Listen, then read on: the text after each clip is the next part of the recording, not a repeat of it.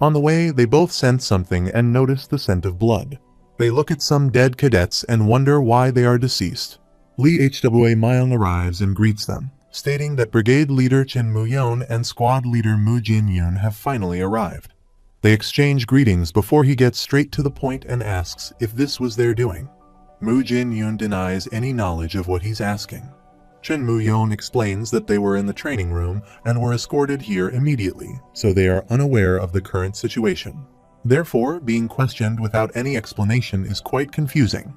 Moo Jin-yoon looks at Hang Yoo-jik and wonders if she bled to death from having her right arm cut off, but judging by her blackened face, it seems she was poisoned. He wonders why she is dead instead of Chin Yo-woon. Meanwhile, Lee Hwa Myung announces next they have Kyung Pyo, and Moo Jin-yoon looks at him, pondering why Kyung Pyo, who wields the Sound Clan's demonic Pipa sound sword, is present. He internally curses, realizing that this setup has been carefully arranged to make it appear as though Kyung Pyo and Hang Yoo-jik died from fighting each other. He concludes that something has definitely gone wrong. As Lee Hwa Myung points out another body, Moo Jin-yoon observes the bruises on the individual's back, recognizing them as resembling a technique of the Dark Clan, the fourth technique of the flowing dark cloud palm, known as Cloud controlling 8 forms. He wonders how there could be wounds from the flowing dark cloud palm, then covers his face, realizing why both he and his brother are being considered potential culprits. He attempts to say something, but Chin Moo-yeon communicates with him through sound telepathy, advising him not to react as it's a trap that has been set up. He inquires about the meaning of the trap, to which Chin Moo-yeon responds that the secret book for the flowing dark cloud palm is located on the 5th floor of the Demonic Academy. Chin Moo-yeon assures him that he will handle the situation and advises him not to let his emotions get the better of him, urging him to remain still. He reflects on his clever trick, but notes that using the flowing dark cloud palm was his mistake. Moo Jin-yoon agrees with his brother, realizing that Chin Yo-woon likely mastered the flowing dark cloud palm after passing the 5th test. Lee Hwa Myung declares that this is the final body, prompting both of them to look at him. Moo Jin-yoon is shocked, contemplating how it's possible for there to be palm marks from the flowing dark cloud palm and sword wounds from the dark demon's crushing sword. Chin Moo-yeon clenches his hand in anger, reflecting on the left sword right palm technique associated with the Dark Clan, which stands at the top among the 6 main clans. He considers Min Jin-won, the head of the Dark Clan and the First Council Elder, to be a true martial arts master who achieved 2nd rank in the cult with the left sword right palm and right sword left palm techniques, allowing him to freely utilize 2 ultimate martial arts skills ambidextrously with each hand. He notes that this martial art, purportedly known only by the head of the clan and Chin Moo-yeon within the Dark Clan, was openly demonstrated during the 3rd test of the Demonic Academy to obtain the yellow name tags. Chin Moo-yeon wonders about the nature of the trickery employed by Chin Yo-woon, contemplating whether he truly managed to recreate a technique that he only witnessed once 3 years ago for a brief moment.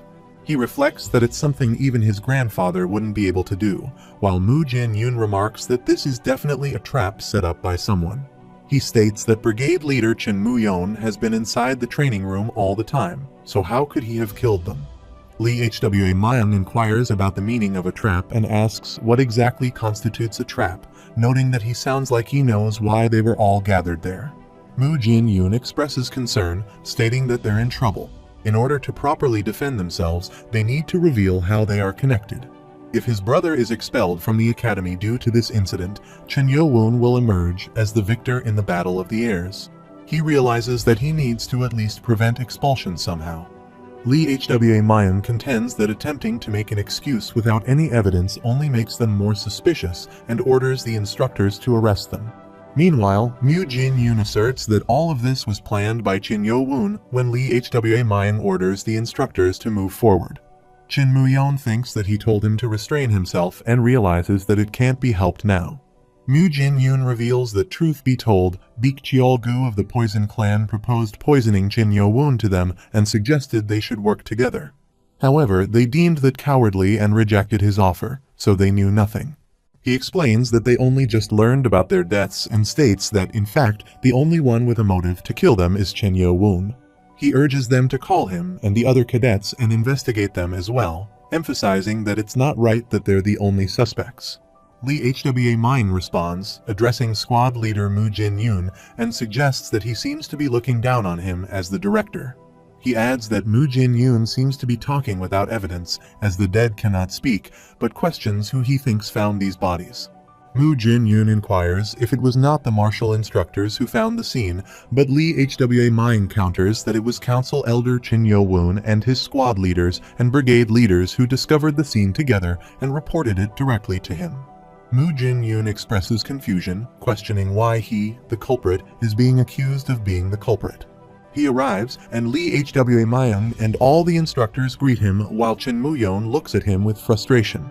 Lee HWA Mine insists that Brigade Leader Chin Mu-yeon and Squad Leader Mu Jin-yoon should show him their respect, but they remain silent. He repeats his instruction, commanding them to show respect. Chin Mu-yeon greets him, and Mu Jin-yoon looks at him before also offering a greeting.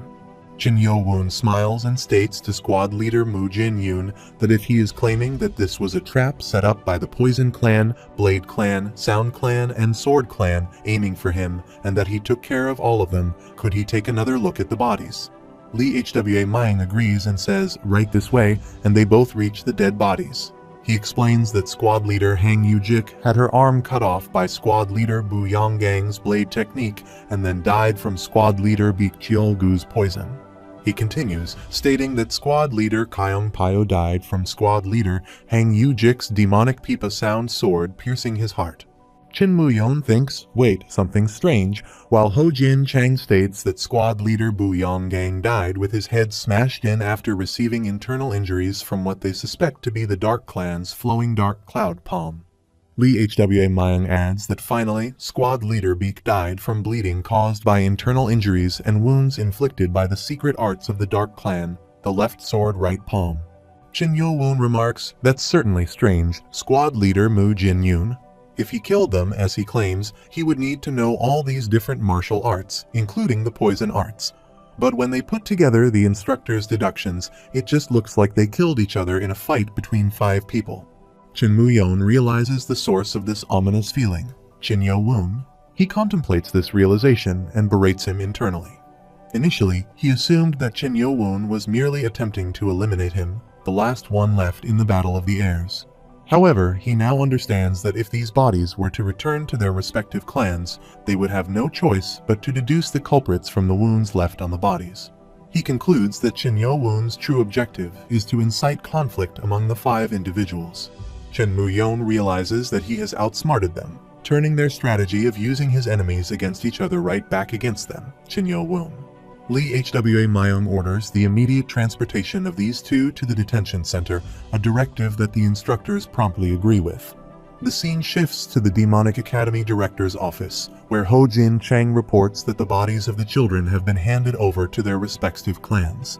He adds that they have also sent an official statement indicating that Chin Mu-yeon and Mu Jin-yoon will be held in the detention center until the Lord and the Council Elders return. Ho Jin Chang remarks on the bizarre nature of the situation, noting that no one would be able to discern the truth just from seeing the corpses. Lee HWA Mine expresses agreement, finding it peculiar as well, and reflects that it should be impossible even for a Grandmaster to replicate a technique they have only seen once. Meanwhile, he considers that on top of everything, this is no ordinary technique. It is the secret technique of the leader of the Dark Clan. Whatever the case may be, a rift between the 5 clans is unavoidable. He reflects that the Lord has also been working on weakening their power, but Chin Yo-woon managed to divide them in a way that was only possible from the Demonic Academy. He believes that he is now fully matured and that the true Lord that the Sword Demon wished for will finally be born. The scene shifts to the west side of the heavenly demonic cult castle at Poison Clan's manor, where the dead body of Cheol-gu arrives and his mother breaks down in tears, expressing that she cannot bear this anymore. Vice leader of the Poison Clan, Baek Moon-soo, remarks that he wanted to hold back until they finished mourning their father's spirit, but they have far crossed the line. Core member of the Poison Clan, Baek Cha-woo, asserts that he's right and emphasizes that they can't continue to play into the hands of the Dark Clan any longer. He expresses certainty that everyone present is aware of their leader's change of mind regarding participation in the 6th test after Lady Mu of the Dark Clan intervened. Despite this, she had the audacity to attend his funeral, which Baek Cha-woo interprets as Lady Mu looking down on their Poison Clan. He states that only by severing her head can they ensure peace for their father and Cheolgu's spirits. Another individual interjects, addressing the vice leader, and apologizes for speaking out during the funeral, but insists that now is the opportune moment. Baek Cha-woo agrees, acknowledging that they only stand a chance at victory, while the leader of the Dark Clan and over half of their main force is absent. Another bald individual chimes in, addressing his brother, and suggests that they might believe they won't have time to consider anything else amidst their nephew's funeral, but they cannot afford to let this opportunity slip. He acknowledges that Baek Moon-soo is correct. Then Baek Moon-soo declares they will first conclude Cheolgu's funeral, then discreetly mobilize their forces to assemble by 2 a.m. the following day. The scene shifts to the next day at 4 a.m. at the Dark Clan's manor, where Baek Moon-soo observes that the absence of the Dark Clan leader presents their sole opportunity to eradicate them. He proposes that they will advance into their innermost sanctums in one decisive strike. Baek Cha-woo concurs, urging them to proceed. They all covertly infiltrate the Dark Clan's territory. A bald person in their group alerts his brother, noting the absence of any sign of people despite their intrusion into the manor. Baek Moon-soo considers the possibility of an eventuality as he surveys the surroundings and suddenly discerns a hail of arrows, realizing it's a trap. He warns the others about the arrows infused with Kai, urging them to evade. They witness some of their warriors falling victim to the attack.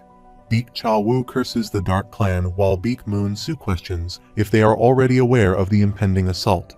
He asserts that they have already initiated the confrontation, and there is no retreat, urging everyone to fight to the death as he surveys the warriors around him. An old man appears and remarks that a cornered rat will bite the cat, observing as Dark Clan warriors overpower Poison Clan fighters. He notes their efforts to resist as a warrior rushes towards him, but he halts the attacker with his Kai abilities. Despite their struggle, he views them as nothing more than rats and dispatches several warriors. Mocking the vice leader of the Poison Clan, he questions their worthiness before attacking and injuring him while Baek Cha-woo and the bald individual observe. Lady Mu makes her entrance, commenting on the predictability of their movements and chiding them for underestimating the Dark Clan due to their leader's absence. Baek Cha-woo berates her and lunges to attack her, but she swiftly retaliates, stabbing him. Meanwhile, one of their comrades observes the confrontation.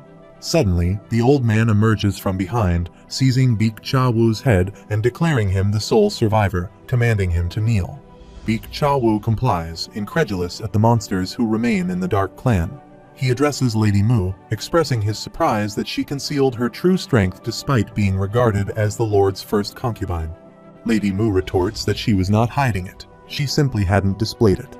Ignoring his attempt to engage in verbal sparring, she swiftly decapitates him. Surveying the scene, she remarks on the futility of engaging in dialogue with him. A warrior approaches, reporting the elimination of all intruders from their manor.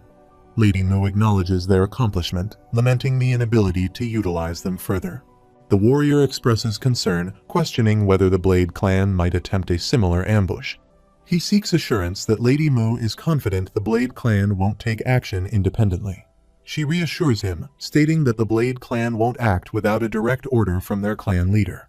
Understanding her stance, the warrior suggests sending people to the Demonic Academy the next morning to take custody of the young masters. However, she declines, asserting that they should allow them to remain. Lady Mu believes that Mu-yeon should contemplate his actions, but they can't abandon young master Chen Mu-yeon.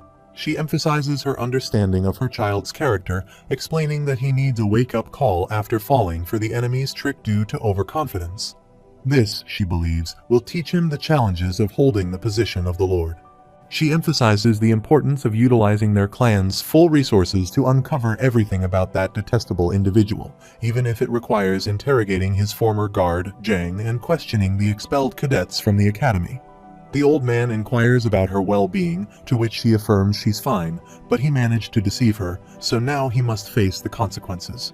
She believes he has become too dangerous to leave unchecked and concludes that he's beyond Mu-yeon's capability to handle, necessitating her personal intervention. Reflecting on the 4 days that have passed since the children of the 4 clans were murdered, she notes that after Jin Mu-yeon and Mu Jin-yoon were confined in the detention center with their kiss sealed, their subordinates descended into chaos. She observes that those who had supported Jin Mu-yeon as the Vice Lord candidate withdrew their backing, and the remaining supporters found themselves powerless as the demonic academy fell under his complete control. Consequently, they opted to leave the academy to support Chin Mu-yeon from outside. She observes that the 7 cadets who had departed from Chin Mu-yeon's faction and the 5 cadets from the elite clans who have yet to pledge loyalty to Chin Yo-woon are not convincing to him. Chin Yo-woon, who prioritizes loyalty above all else, is not persuaded by them. Thus, he declines to accept any of them as his subordinates. Fortunately for Salma Chak and Lee Sa-hyun, they have been accepted as the final subordinates, having pledged their loyalty before his confrontation with the children of the 4 clans. Ki Taek-jayam states that he can reject the one who used to be under Chin Mu-yeon, but he must accept the other 5. She acknowledges his sentiments, understanding that in order for him to ascend to the position of Vice Lord, he needs at least 12 leaders from the elite clans to bear witness for him. She empathizes with his unease regarding their previous lack of support, but suggests that with those 5 on their side, they can meet the required number. Ho Sang-hwa expresses her alignment with Ki Taek-jayam on this issue, while she emphasizes that his ascension to the Vice Lordship takes precedence. Ya Woo-min pleads for their acceptance. However, Chin Yo-woon declines, stating that he will pursue an alternative path. She notes that he was informed only 2 days prior by the 12 leaders of the elite clans about their commitment to testify for him to ascend to the position of Vice Lord. Ho Sang-hwa inquires if an alternative solution exists. He responds that he will depart from the demonic academy today. All the warriors of Chin Yo-woon are shocked as Chin Yo-woon announces that he has 2 reasons for leaving the academy early. Firstly, to secure witnesses through alternative means, and secondly, because currently the Lord and 8 of the Council Elders are absent, having departed for the Central Plains. Ho Sang-hwa asks if this means that no leaders of the main clan are present, but he assures her that he is not taking too great of a risk. Go Wang-hol reassures them, stating that their liege isn't going to be leaving alone. Ki Taek-jayam inquires if he's leaving as well, to which he responds that it's not just him. Moon Jae-yu raises her hand and declares that she will be accompanying young master Chin Yo-woon too. Baek-gi adds that he's setting off as well. She remarks that even Moon Jae-yu and Baek-gi, along with the others, are all the people who have passed the 5th test leaving. Sa-ma Chak concurs, stating that he may be lacking, but he will also ensure the well-being of their liege. Go Wang-hol apologizes for informing them of the situation in this manner. He then permits them to leave as well, acknowledging their loyalty but advising them to focus on mastering their martial arts if they truly aspire to become assets for him. Ki Taek-jayam reflects that, as of yet, they may not be formidable allies for him, but despite that, he continues to consider them, emphasizing the need for their improvement. He considers that Hyo-bong must be feeling quite despondent about not being able to accompany their liege. Hyo-bong reassures them that he will attend to their liege diligently, urging them not to worry about him and to become stronger quickly. He insists that he must remain by their liege's side and declares his unwavering determination to follow him, regardless of any obstacles, as he grasps his hand firmly. Go Wang-hol agrees but instructs them not to disclose the information until they are ready to depart. Moon Jae-yu ponders, feeling that even though they were warned, the situation is unfolding unexpectedly. Hyo-bong questions how he can handle this, prompting Go Wang-hol to clarify that he is advising them to remain, yet they are taking Hyo-bong with them. Hyo-bong responds that he believed they wanted them to become stronger, but now they are all trying to control him despite his overwhelming desire to accompany Chin Yo-woon. As he departs, he tells Hyo-bong to resolve this matter himself. The scene shifts to the same night at 8 p.m. at the Flying Phantom Clan's manor where Chin Yo-woon arrives. The guards observe him and draw their swords. One of the guards inquires about his identity, stating that he has never seen him before, while another guard questions the purpose of his visit. Chin Yo-woon requests them to inform Sir Hwan Yui, the 11th Council Elder, that Chin Yo-woon, the 12th Council Elder, wishes to meet him, presenting his 12th Council badge as proof. The 2 guards greet him warmly and promptly inform their clan leader of his arrival, asking if he could kindly wait a moment. Hyo-bong whispers that it seems like a ghost might appear at any moment, while Go Wang-hol agrees. Chin Yo-woon reflects that he didn't notice before when he came with his grandfather, but the atmosphere is somewhat eerie. He wonders if the young master will be able to convince him and wishes his grandfather were here. Nu Ye-yeon introduces herself, expressing pleasure at meeting him, and informs him that she is a director at the Flying Phantom Clan. Hyobong wonders, noting her white foundation and red lipstick, whether this person is a man or a woman, and asks if the 12th Council Elder is present. Go Wang Hul confirms that this individual is indeed their liege.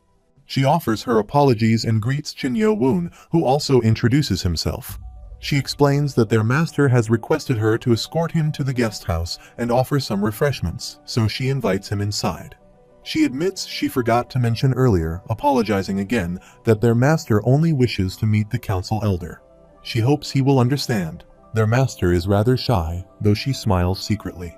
Go Wang Hul acknowledges that his question may be impolite, but he expresses concern about ensuring their liege's safety if he enters alone. She compliments him, noting his handsomeness and loyalty, and reassures him that the leader of their clan is not the type to disrespect a council elder of their cult. She proposes a compromise. They will allow one person to accompany him, but any more than that will incur the displeasure of their master. Hyobong questions what she means by only one, while Moon Jae-yu volunteers to accompany him.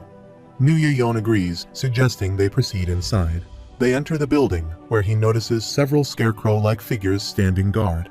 Qin Yo Woon observes that while he initially found the exterior somewhat peculiar, the interior appears even more unsettling than he had anticipated. Nu Ye-yeon announces the arrival of the guests, prompting him to notice 7 men with identical faces. He recalls hearing that the Thousand Faces Phantom is renowned as the world's greatest maker of skin masks, but he is astounded by the refinement of these masks, which make the men appear indistinguishable from one another. Despite this, he reflects that they all seem to resemble the same person. Hwan Yui rises to greet him and introduces himself as the leader of the Flying Phantom clan. Moon Jae-yu, upon seeing him, privately communicates to Qin Yo Woon through sound telepathy that he looks entirely different from her memory of him. He wonders about this discrepancy, recalling rumors of his mischievous nature, and questions the significance of the situation. Qin Yo Woon greets him in return and identifies himself as the newest 12th Council Elder, Qin Yo Woon. The man acknowledges this fact and invites him to join them for tea and refreshments while they converse. Moon Jae-yu introduces herself as a member of the Dark Dragon Palm clan and mentions that it has been some time, addressing him as an uncle. He reciprocates, recalling seeing her with her brother Moon Yeon before she entered the Demonic Academy, and noting that it seems he has taken good care of her in that regard.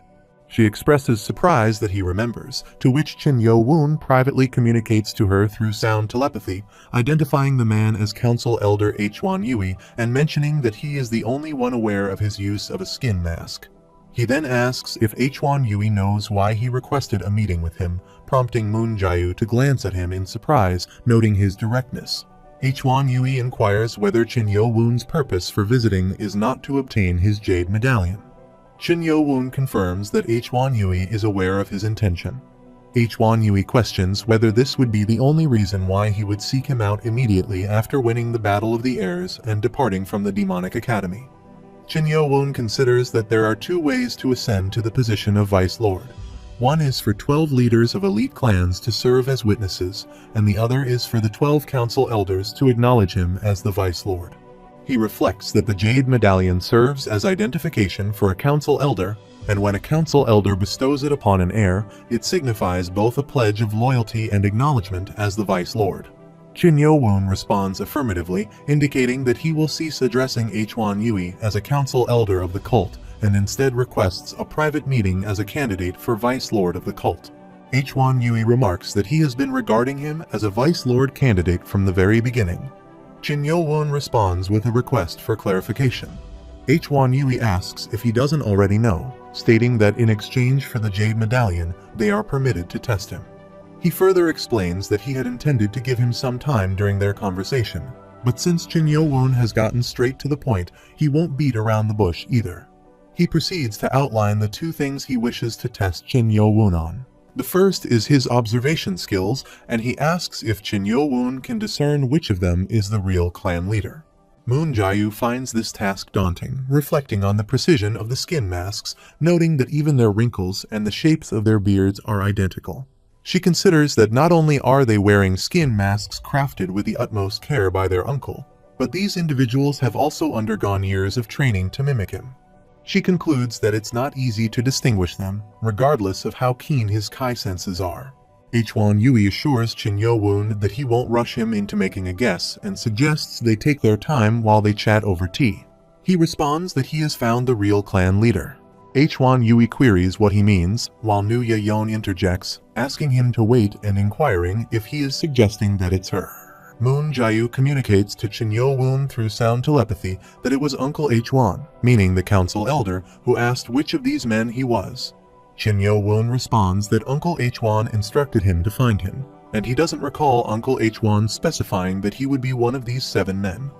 Nu Ye-yeon retorts that merely based on that, he is claiming she is the clan leader, and she hopes he isn't hastily giving up his chance here. She asks for his pardon for a moment. Chin Yo-woon attacks her, but she blocks his attack with her Kai powers and remarks that this is quite troublesome, asking how he knew that. He explains that it's through sound telepathy. She questions what he means by sound telepathy. He recalls when Moon Jae-yu introduced her as Uncle H1 and said to him, "Uncle." H1 Yui, not recognizing her, replies to her after a moment. Meanwhile, Chin Yo-woon gazes at her, pondering the significance of the brief pause just now. He recalls Moon Jae-yu informing him through sound telepathy that the individual is Council Elder H1 Yui, the only person aware of his use of a skin mask. Chin Yo-woon considers that when one transmits sound telepathy, the vocal cords vibrate ever so slightly, and one of them should be the genuine sender of the telepathic message. He determines that he should introduce a topic that the imposter cannot quickly respond to. Consequently, he asks if H1 Yui knows why he has requested a meeting with him. H1 Yui inquires if he is not present to obtain his jade medallion. Chin Yo-woon realizes that none of their vocal cords vibrated and wonders if his hypothesis was incorrect or if they can use sound telepathy without the need for vocal vibrations. He confirms that H1 Yui indeed knows his purpose. H1 Yui questions whether that would be the only reason why Chin Yo-woon would come to him immediately after winning the Battle of the Airs and leaving the Demonic Academy. Chin Yo-woon asks Nano if he is capable of detecting any other sounds, such as the sound telepathy that Moon Jae-yu sent. Nano Machine confirms that it is possible. Chin Yo-woon acknowledges this and states that he will cease addressing H1 Yui as a council elder of the cult. He then formally requests a private meeting as a Vice Lord candidate of the cult. Nano Machine explains that it adjusts the user's hearing to detect other sound frequencies, and a frequency with a different vibration has been detected. Nano Machine detects a voice stating that H1 Yui has been treating Chin Yo-woon as a Vice Lord candidate from the very beginning. H1 Yui repeats the same words. He asks for pardon, and the unknown voice repeats that he should already know that, as in exchange for the Jade Medallion, they are permitted to test him. H1 Yui also repeats these words. Chin Yo-woon reflects on the possibility of overhearing sound telepathy and gazes at Nu Ye-yeon, realizing that this allowed him to discern the sender of the sound telepathy. However, he decides not to reveal everything. He explains that after he greeted Moon Jae-yu, there was a slight delay in her response, leading him to suspect that someone was sending a sound telepathy message. Despite none of the 7 people present having vibrating vocal cords, indicating they weren't transmitting sound telepathy, Nu Ye-yeon remains as the only individual capable of doing so. Nu Ye-yeon chuckles, admitting that she deliberately involved Moon Jae-yu to confuse him, but it appears she inadvertently created a trap for herself, which Chin Yo-woon finds remarkable. She continues to block his sword and introduces herself again as H1 Yui, the leader of the Flying Phantom clan. Chin Yo-woon reciprocates, stating his own name. She suggests that since he passed the first test spectacularly, they can proceed to the second test immediately and launch an attack on him. He steps back, impressed by the incredible Kai attack. She employs Phantom Swipe and continues to assail him repeatedly, but he manages to evade her strikes. Eventually, she kicks him out of the room, prompting Moon Jae-yu to watch in concern and rush to his aid. H1 Yui remarks that she didn't intend to destroy the guest house with their altercation and chuckles. Chin Yo-woon reflects that the technique she used just now was Phantom Swipe, which he had encountered on the 5th floor of the library, but it was far more precise in practice than what he had read, with its weaknesses seemingly rectified. She mentions that she had high expectations due to hearing about his victory against the leader of the Poison Clan, noting that while the old man may have walked with a cane, he was also a formidable opponent. She mentions that she has never had the opportunity to fight him before due to lack of cause, but he, who has emerged victorious against him, will serve as a suitable substitute. She adds that based on what she has heard, he is a master of the blade, having been trained by Siab Mong, the Right Guardian. A guard approaches her, presenting her with a sword and commenting on her expertise in the flying phantom blade. She swiftly moves to attack him, prompting him to draw his own sword. She admires his blade, expressing anticipation for their upcoming duel and urging him to do his best, just as he did in his fight against Old Man Biko. They both charge at each other, blocking each other's attacks. Ya Wu-min curses and commands them to stop while he rushes inside, kicking aside the door guards and entering the palace.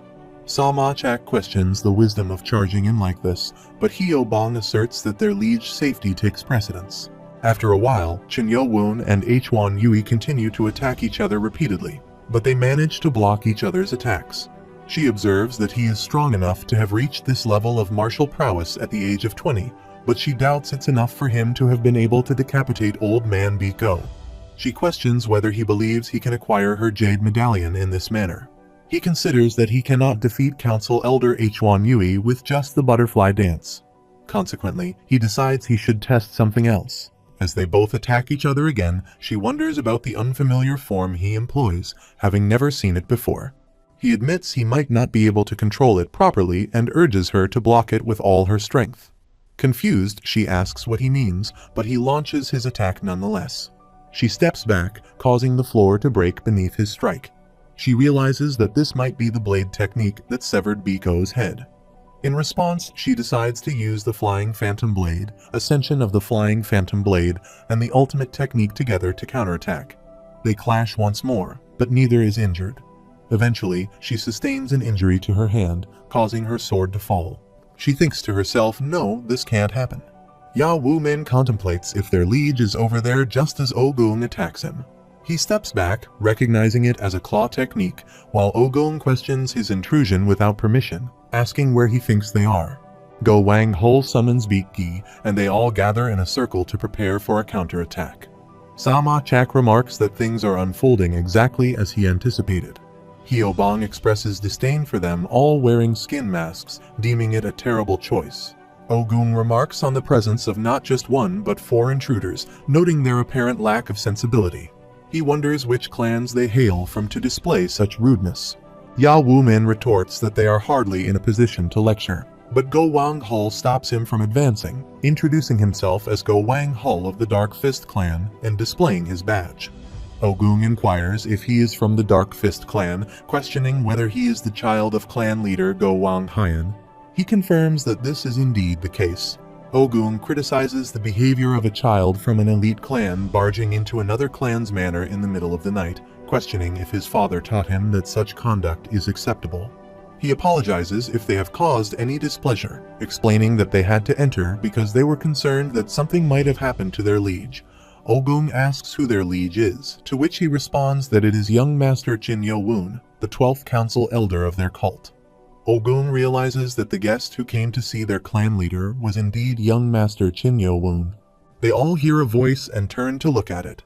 Then Go Wang Hul asserts that as his subordinates, they cannot simply stand around while their liege might be in danger and requests permission to see what is happening inside.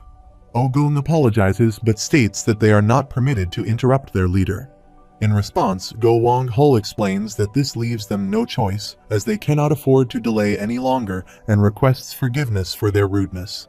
Ogung, considering their youth, offers them one final chance. If they step down now, he will ensure that their leader ensures young Master Jin Yo-woon's safety.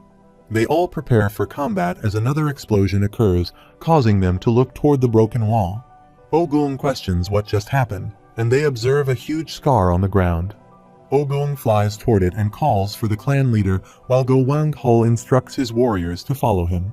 Hwan Yui observes the scar on the ground and is shocked, realizing that he is truly a monster.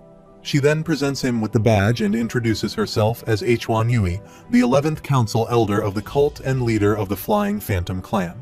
She acknowledges young Master Jin Yo-woon as the Vice Lord and offers the badge as a token of her loyalty, kneeling before him. As Ogung and his warriors arrive, Ya Wu-min realizes that she is not the director but the clan leader, prompting Hyo-bong to laugh and remark that Ogung's concern for their liege safety was unnecessary. Ogung shoots him an annoyed glance in return. Meanwhile, he sits in a room with his warriors, where H1 Yui approaches and apologizes for the misunderstanding. Shin Yo-woon notes that she is still wearing her skin mask and questions whether she has any intention of revealing her true face. Meanwhile, she smiles secretly and explains that their Flying Phantom clan has always operated as a clandestine organization specializing in assassination and espionage. Therefore, they are prohibited from revealing their faces to anyone except the Lord. She adds that she will unveil her face once he ascends to the position of the Lord, chuckling as she speaks. Shin Yo-woon then inquires whether H1ya is not his biological son. She confirms this, saying he already knew. Shin Yo-woon recounts his encounter with H1ya before leaving the Demonic Academy, mentioning how H1ya persistently tried to persuade him. However, H1ya stated that he is not permitted to follow anyone without the orders of his clan leader. He reflects that he was able to discern right away that H1ya was wearing a skin mask thanks to the Nano machine, but he found it unsettling that H1ya kept referring to his father as the clan leader. She explains that she is unable to have children, prompting Go Wang-hal and Hyobong to ask for clarification. She elaborates that the silent phantom art, the breathing and cultivation technique of their clan, requires powerful yin energy, necessitating neutering at a young age to master it. They both become annoyed and sweat at the revelation. She continues, stating that since they still need to continue the lineage of the clan, they adopt a child. But this arrangement means that her relationship with H1ya is more akin to that of a master and disciple. He acknowledges her explanation, and she reiterates that everyone must forget what they heard there and asks if they understand. She then expresses her feelings of affection for the reliable-looking brigade leader, Go Wang-hal, and blushes. He assures her that he will also keep silent about the matter. She then inquires about when he will reveal the truth. Moon Jae-yu politely asks for pardon, to which she responds that she has already departed from the Demonic Academy, so there is no need to continue the conversation. Moon Jae-yu is shocked and attempts to dissuade her, mentioning that they will be visiting the Dark Dragon Palm clan when her grandfather returns, intending to inform them at that time. She laughs and acknowledges his understanding, causing Moon Jae-yu to exhale in relief. After some time, they all depart, with H1 Yui also accompanying them. She apologizes for not being able to offer him a proper reception, and invites him to stay in their clan's guest house for the time being if he wishes. Shin Yo-woon appreciates her consideration, acknowledging that he currently lacks a clan to stay with, and thanks her for her kindness. He then asks if he could bring one more person along. She readily agrees, stating that he is welcome to bring whoever he wishes, and mentions that she will send her men to fetch the person. However, he declines the offer and expresses his desire to go himself, but he still appreciates the gesture. The scene shifts to Heavenly Demon Cult's castle south side at Shin Yo-woon's house. He arrives there with his warriors and thinks to himself that everything still looks the same. It's still clean. He recalls how diligent guard Jang was, remembering how he used to wake up early every morning to sweep the yard after training. Shin Yo-woon anticipates meeting him again and opens the door, wondering what expression guard Jang will have on his face upon seeing him all grown up. They all enter the house. Moon Jae-yu looks around and reflects that this is the house where the young master was born and raised. Shin Yo-woon then states that he can't sense guard Jang's presence, prompting Moon Jae-yu to inquire about his words. He explains that he is unable to sense guard Jang's presence.